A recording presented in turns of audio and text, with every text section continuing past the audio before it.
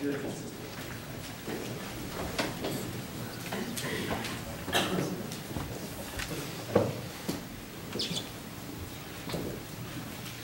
Hello everyone, my name is Adam Clark, and to my right are Alice Chunk, Hugh Choi, and Carmen Sierra. Over the past 6 months, my teammates and I have worked on the design of an optimal standalone renewable energy system capable of delivering 100 kilowatts of energy per day, peak output of 20 kilowatts.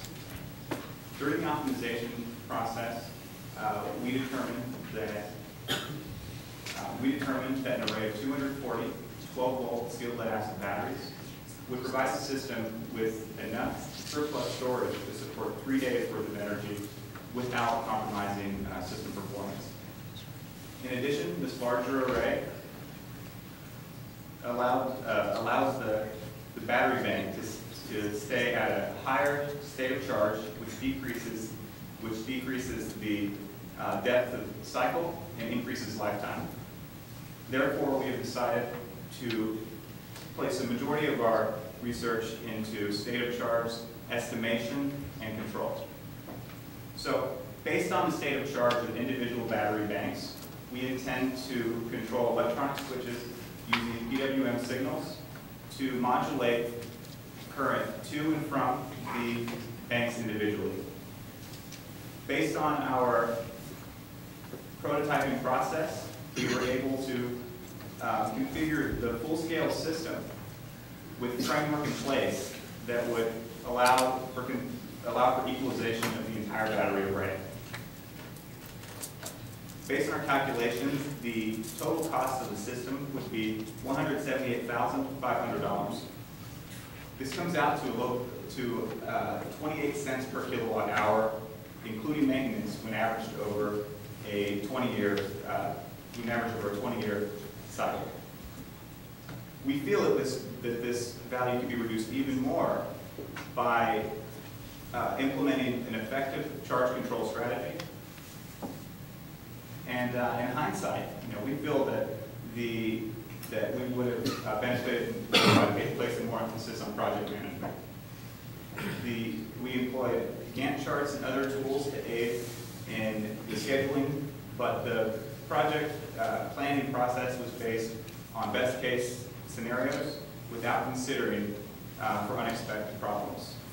Along the way, we experienced several component failures leading to delay, and we simply underestimated some key tasks. Initially, we felt that the individual skill and knowledge was the most important part of the project, but we now realize that it was the effort of the group collectively that led us through these 2 semesters. So, we invite you all to view our progress and results of the poster session following these presentations, and we're open for any questions you may have. Thank you. Oh, yes. I have a couple of questions on the approach. You said simulate and experiment the PV configuration. What exactly goes in that simulation? The simulations were, we simulated panel output. We experimented with different panels to see how they would react under different irradiance and temperature systems, and watch the PV curves and IV curves. Do you have a working model? We have a prototype set up over there that contains solar panels and 2 batteries. The solar panel output is constantly changing. If you Correct. look at even the day model also, typically, I would expect maybe your circuit schematics are addressing those issues. The output of a solar panel from 100% is variable. Certainly, and in addition to the variation during the day, within a day, tomorrow there could be a huge overcast, which production wouldn't be sufficient to support the 100 kilowatt hours of energy. So that's why we've chosen to go with the larger battery bank that would hold, that would sustain 3 extra days without going below the decided threshold of 20% state of charge to make sure that the batteries have a longer lifetime.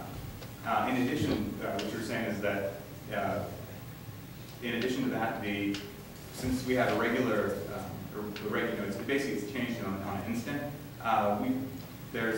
We've included on the converters, PWM control, so we can perform power point tracking. So the array is changing the direction in the day? No, I'm sorry. Power point tracking is based on the IV curve. You can basically be at any point on, but the elbow is really the point where you want to be. So that's dependent on the load and also, with the irradiation and temperature. So what PWM tracking, what power point tracking does in a simple case is it adjusts the converter and then tests to see, using current and voltage sensors, it adjusts to see if it was more power being produced before or after. So it's going to try to get to that need. So it's like a switching regulator? Yes. So what is in the DSP control system? The DSP control would take care of, it would handle current sensing through Hall effect current sensors, voltage data, which we just use dividers to step it down to the DSP, and so what that would do is control FETs and with our prototype relays, based on the estimated state of charge, would be able to basically turn those things on and off, and then it also would handle the power point tracking. Prototype that you have outside? Yes. Does it cover the exact 100 kilowatt hour per day? 20? Oh no. Far from. The spec, what we were going for was 1 kilowatt hour of energy per day. Unfortunately, the large converters that we had that could handle that broke, and all of this is some of the unexpected things we didn't account for. Broke about a week ago, so the quickest one we could get doesn't have that sort of power rating, so we're sitting at 120 watts right now. And who did what? Who did what? Okay. Alex and I focused on first semester on the design of the electronics and prototype.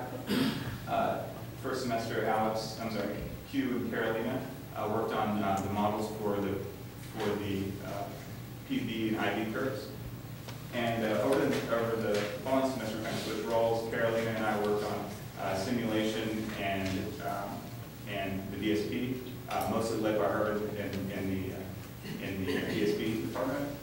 And Alex and Hugh focused more on the overall system development. But of course, there was a lot of overlap, especially at the end. At first, we started off going entirely parallel. We realized we kind of shot ourselves in the foot because we were all kind of going in different directions. We were meeting, but we weren't all on the same page as far as the end game. So at the end, we all started collaborating together, especially on the full scale system.